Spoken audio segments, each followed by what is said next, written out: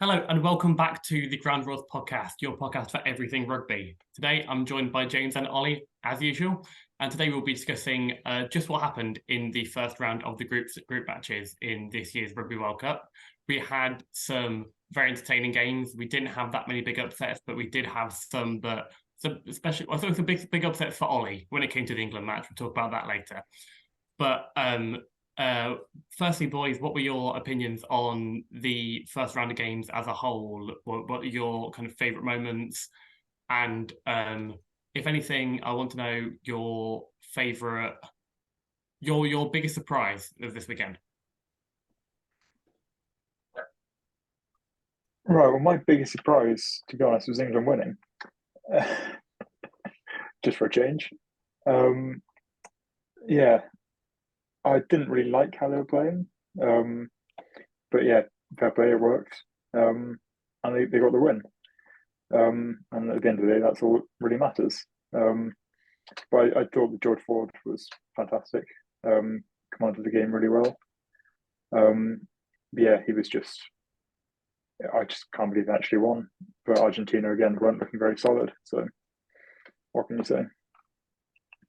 Yeah, I mean, to be honest, I think my biggest surprise probably would have been that as well. I will pick something else, but I do want to sort of add to that in that England looked solid. You know, they didn't look very good in attack. Obviously, they didn't look like they had any threats in terms of scoring tries, but they didn't need to.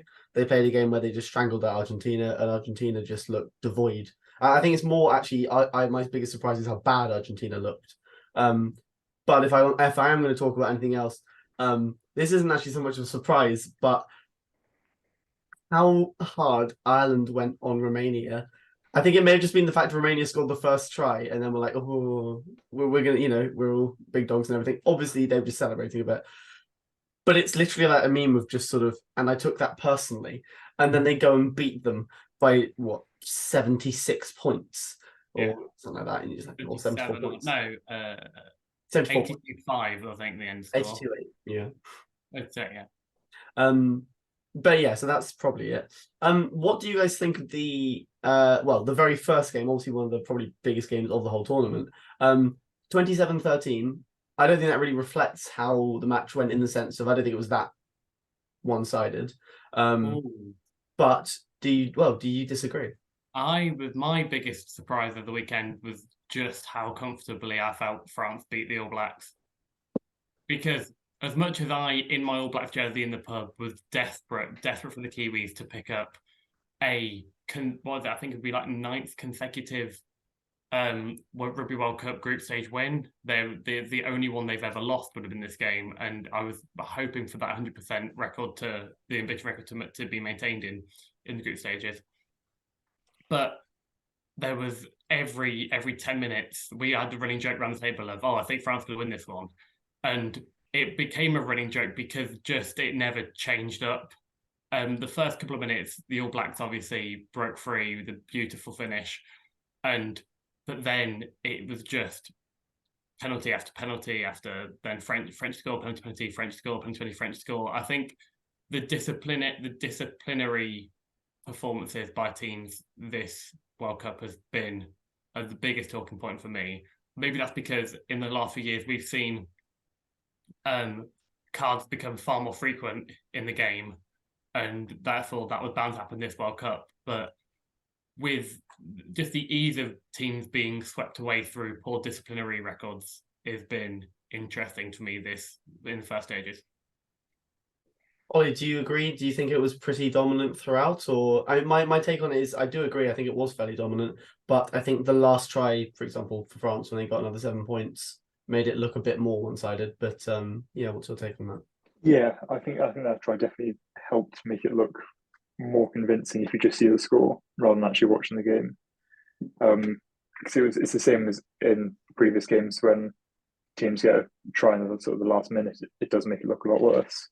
But I think France were pretty dominant, to be honest, and they did deserve it. Well, because there are a lot of games, we will sort of jump from one to the other, and we'll always revisit if we've got any other points on it.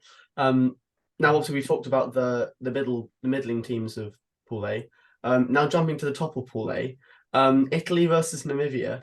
Italy are now at the top of the group. Obviously, it's a bit of Totally. a Totally. Bonus point win. Yeah. yeah, obviously it's a bit of a slanted win, but Italy came out and they look very very good. Do you think? Obviously, the All Blacks are playing Namibia in this coming week. Do you think? And they put out a slightly weaker score. Do they beat them by more points or fewer points? I reckon it's going to be Ireland, Romania all over again. To be I honest, think it will be as well because obviously they're playing on the Friday night. But Namibia looked good in that first half. It was just their basics that let them down. They looked like the Italy of 2-3 years ago. They were playing very quick and attacking rugby. Their big players are huge. They're quick. There's just like the basics, the line outs and the handling, the stuff that really kind of did cost them. And in that first half, it was a try in it right up until half time. And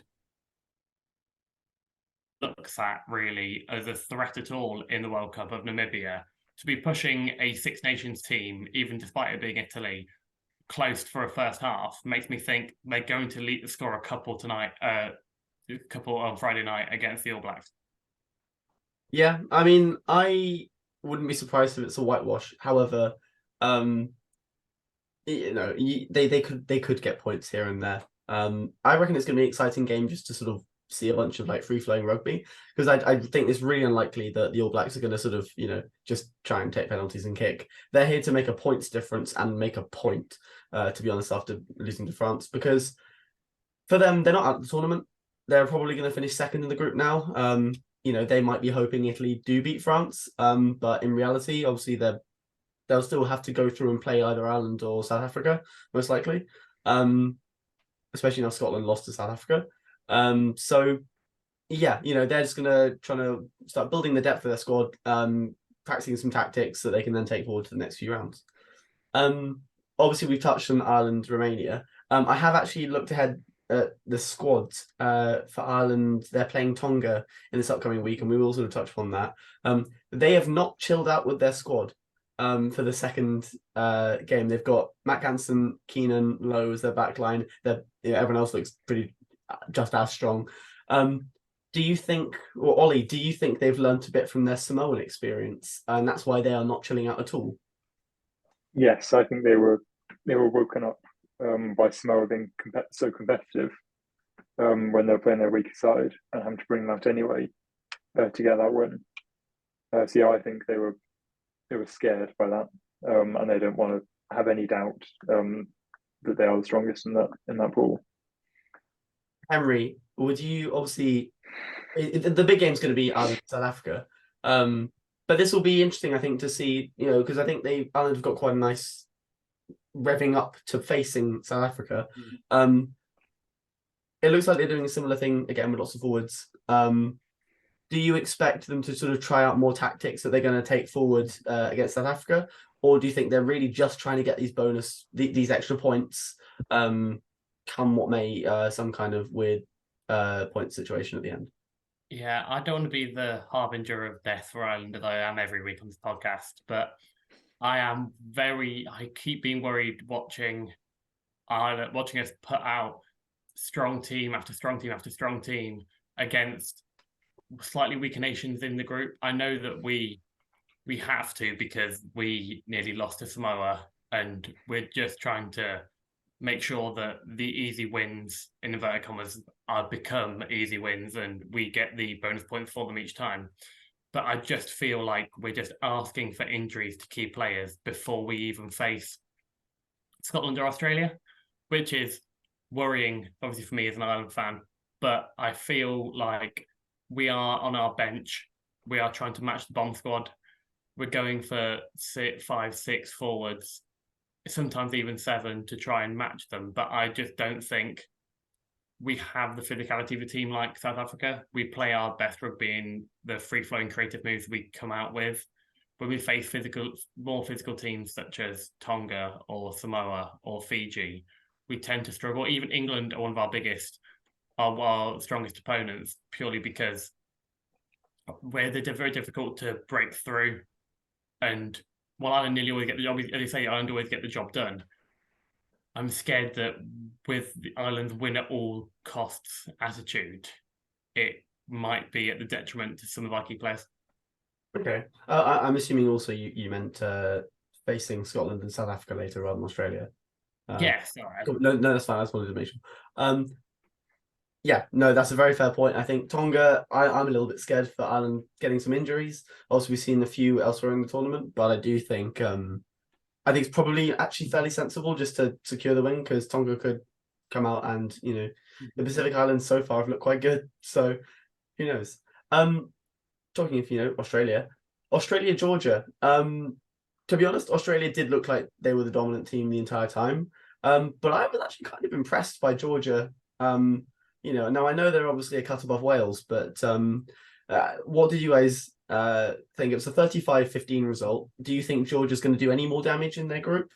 Or potentially taking a win or some points off Fiji or Wales, or not really? Like, Henry, what's your thoughts on that?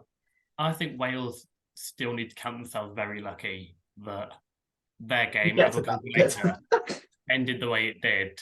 And I think Australia-Wales is going to be an incredibly close game because I feel like both teams aren't in what I would class as tier one rugby at the moment, but I don't view the tiers the same as what rugby views the tiers. I very much kind of ABC, as you will, and I feel very much that in tier one you'd be split up into the A of tier one, the B of tier one, and C of tier one, and Wales very much in the B tier with Australia. And I think that game decides who gets out because I feel Fiji beat Australia, and then I feel that Georgia either beat Wales or Australia. I feel like they have an upset in them, and I can't work out which one. I think they beat Australia.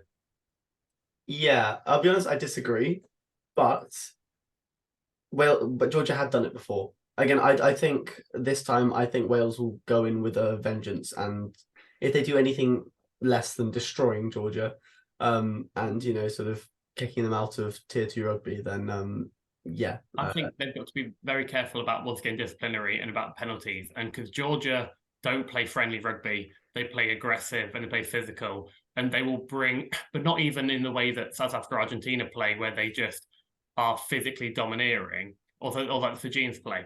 I think Georgia play an aggressive / potentially violent style of rugby where they're drawing players in for fights or for scraps or for committing quite egregious fouls, which I feel the Welsh could sometimes be guilty of overcommitting in tackles or letting the heat get to them a little bit too much, which could, if anything, draw into the Jordan's favour. Yeah, I'll say, well, talking of scrapping, we did see some fights erupt over the weekend. In the Scotland South Africa game. Yeah. I think the two smallest men on the field, I think is what the commentators called them. And the captains actually had a little word with, well, the referee had a word with the captains saying we're having a great game of rugby, and him saying it's a great game of rugby. I think, and I'm going to pitch this question to Ollie, but I think if the Wales-Fiji game we'll get onto, even though that's probably the most entertaining game we've seen this year, potentially, apart from maybe France-Ireland, I would argue that obviously, I don't want to have a go at the refereeing and things because everyone's got opinions on that, but I think that was one where it was definitely a little bit jaded refereeing, potentially in some of the decisions, at least through what people are saying online since with Wales getting quite lucky. In contrast to that, I'd say South Africa Scotland game just looked, even though Scotland got kind of just bullied out the game, it looked like a really good game from both sides. So Ollie, what's your sort of take on actually the quality of the rugby, and do you think you've seen anything from Scotland that gives them any chance against Ireland? Yes, I was actually quite disappointed by that scoreline because I think Scotland deserved more points than just those three. Yeah. Yeah, as you say, given the way they were playing, they looked as though they should be scoring more than that. And I don't think that scoreline actually represents the match as a whole and how they're playing. So I do think there's more to come from them. which would be nice to see. Henry, thoughts on South Africa, Scotland? I was incredibly underwhelmed with the game purely because of how good both defences were. I Yeah, think South African and Scottish defence was so good that it felt times I was there being frustrated going, can someone please score? And then especially with Manny Labot's kicking not being up to scratch as it sometimes can be, given what we've seen in recent performances, it just kind of halts the game down when you see 11, 12 phases brought to a penalty, to the penalty then miss, and you feel like nothing's happened for the last 10 minutes. It really did feel like one of those games. The flash of brilliance we saw were incredible. The Labot kick to Ches and Colby was probably, I think, the best try we've seen so far this World Cup. good highlight. It was the no-look kick, crossfield kick, like time to perfection for Colby to go over for the South African try was beautiful. It was scores at both ends, but it just felt like a bit of a stilted game. I don't think Finn Russell was at his best, but he was against the best opponents I think he's going to be against in the group. So I'm very excited to see Scotland face the likes of Tonga and the likes of Romania, just to hopefully see Finn Russell brilliance and to see them really fleshing out at their strongest. Yeah, no, I completely agree. Actually, with Finn not being on his top form, something I did notice over the weekend or the long weekend was that a lot of fly halves, it's not just Farrell. None of them can tackle legally. You see Finn with a couple of them. There are definitely some leading shoulders. Even Bigger was he was insane. In all ways, I think probably he was playing really well. And probably overcommitting to a lot of these things. He got a lot of offsides against them. But he did play very well, but he also, I think, almost tried too hard sometimes and just made errors. But there we go. So the other two, well, the three more matches we have not talked about, but very quickly I'll touch on them. Japan, Chile, 42-12 to Japan, and then obviously the England-Argentina game, whereas 27-10 to England. I would like both of you, because Japan and England are going to be playing each other next week, I would like each of you to pick either Japan or England to pitch why they're going to win the next game, and you can choose between you who does which. I'll choose England. I feel like I believe England win, and I feel like Ollie believes Japan win. So I feel like it's going to be the actually honest opinion of us two.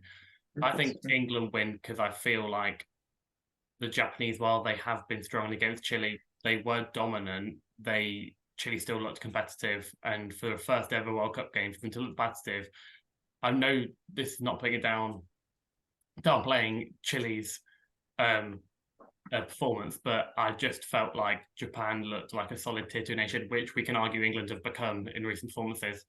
I think England just have George Ford, and I feel like he's either going to kick England to victory over Japan or he's going to play make his way through Japan. I feel like he gets notched up 40 points there. I feel like he gets at least a try and at least a couple of assists. I feel like he kicks to Johnny May or Henry Arundel. I feel like he runs the park, and I think whether they deserve to or not, I feel like England get a victory here. Okay, and what do you think the score difference will be? I reckon England 30, Japan 22. Okay, Ollie? Interesting. So I was actually going to say that England win this one.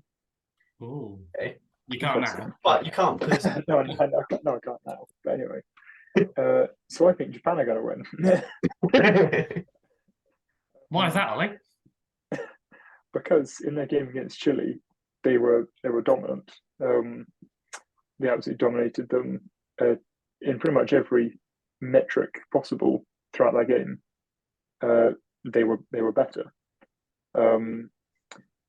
and yeah, they had the most territory, the most possession, and they were just outplaying Chile at every point. And I think the scoreline does do justice to the actual game that was played. So no, I think Japan could win this, even given their recent lack of form. Giving your actual opinion now, Do you think beating Chile by a decentish margin means anything at all? No.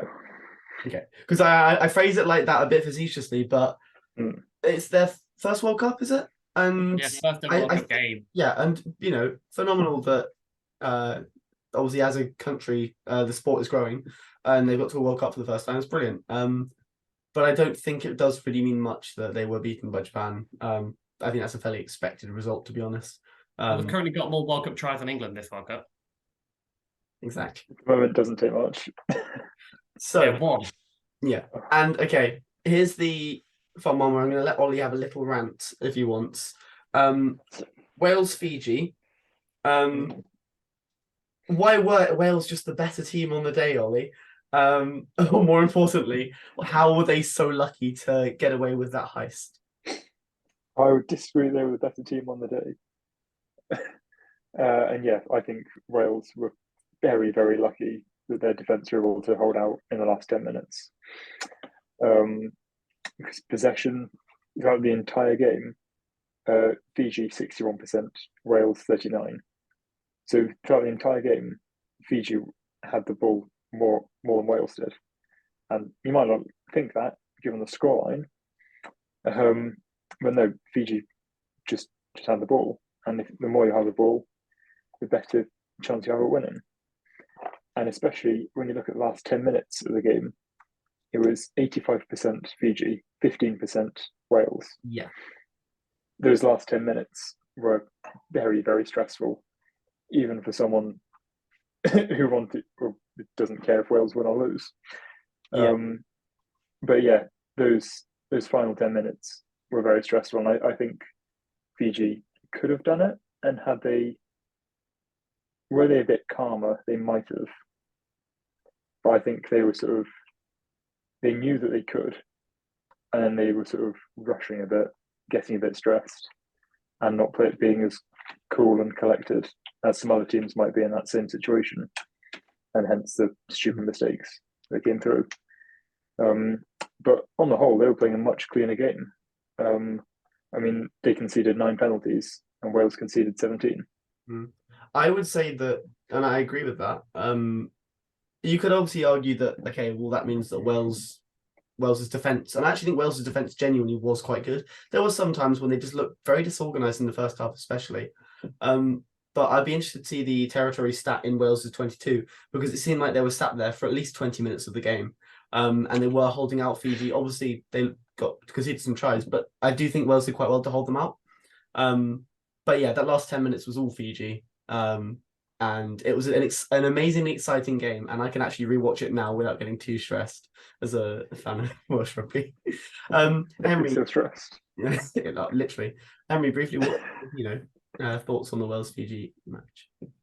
I think, obviously, I do agree that Wales are incredibly lucky. I feel like the disallowed try, one of the many disallowed tries for Fiji in the end, which was a disallowed try where what seems Fijian prop jumped over the Welsh defender and just struggled with the grounding.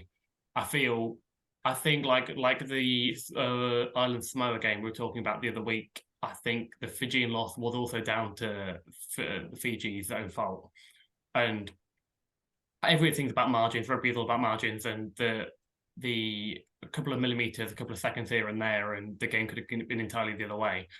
I feel like Fiji were very unlucky not to get that penalty try during that try for I can't remember, one of the Welsh players tackled with arms. Yeah, Will I think, or it could have been one of the props, but yeah, it was one of the forwards did use that, and I thought, genuinely, I thought very lucky not to get yellow and penalty try. Yeah, dived in, no arm tackle. I was like, that is all they really need to give Fiji the try here, and I would be very interesting to see had that been for the final Semi Redrada try, had it been something similar, just how that decision would have gone down in a stoppage time decision. But I think, even though I think in that, just very quickly, in that instance, that was when the game was about level with about an hour on the clock. I feel like if Fiji win, then it's still not Fiji's game to lose, as it were. I feel like Fiji being 2 tries down, getting that spirit and that fire and that we have to win this now. And all the momentum was in their heart. If they were going to win, they were going to win in that 10 minutes. They were going to do it with that final play. I feel like if they get that try, it will still be then Wales score again, Fiji score again. It will still be down to the wire. I feel like that is the only way Fiji could have won, is the way they nearly did. Yeah, no, I completely agree. I think that was a big turning point in the match, actually, the fact that it didn't go through. But again, you also don't know what would have happened. I think Wales were cruising a little bit at the end, in the sense that they switched off some of the players. They thought they kind of had it in the bag, and then Fiji just turned it up to 11. And they looked scary. And as Australia, I'd be scared. Mm-hmm. Talking about that is, basically running out of time here, but that is my match of the week next week. Australia, Fiji. England, Japan is also going to be a very fun game to watch. But I think Australia, Fiji is going to be the one you want to catch. If you're, listening here from the UK, it's 4:45 on Sunday. But yeah, in the last 30 seconds or so, either of you any final finishing thoughts on the week ahead?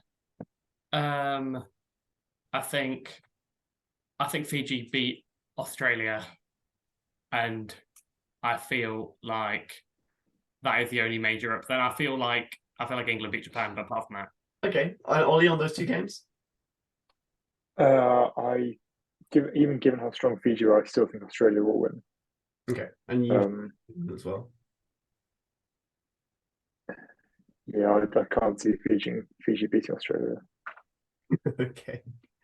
Okay. Well, it'll be stressful. Yeah. With that, thank you very much for tuning in to the 7th episode of the Gramblers podcast, and we will catch you again, hopefully next week after this week's games. Bye.